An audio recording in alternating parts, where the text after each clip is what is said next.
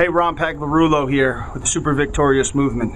It's Monday morning and I'm thankful that I'm alive.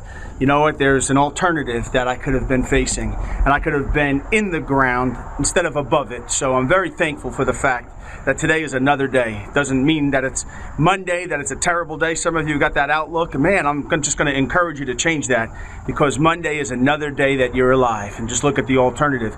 But hey, I wanted to share something today. If you're feeling like you're being attacked, right? If you're feeling like you're going through hell, and then you're just facing all these kind of just adversity in your life, I want you to remember this. The battle that you're facing is not a battle of flesh and blood. It's not against a person, even though it might seem like there's somebody attacking you. It's not there's some adversary who's some human being. No, what it says in the Bible in Ephesians 6:12 is we wrestle not against flesh and blood, but against spiritual powers, and there's a hierarchy behind the scenes that we don't even know that's there. There's lieutenants and sergeants and generals, all in the enemy's spiritual world. So if that's the battle that we're facing, how do you battle that? Well, you can't go out there and fight demonic forces through your own being, through your own self. No, what you've got to do is got to understand what it says in 2 Corinthians 10:4. It says, "For the weapons of our warfare are not carnal." You can't defeat the enemy through flesh and blood and through materialistic weapons. No, you can't. There's nothing on this earth that could fight the enemy like that. No, but the weapons that we have as Christians are mighty in God through the pulling down of strongholds. There's spiritual strongholds that sometimes get in place, and how we overcome them is through prayer, is through praise, is through our worship, is through getting together and just agreeing that we're going to tear down those strongholds and let God and His angels do the fighting.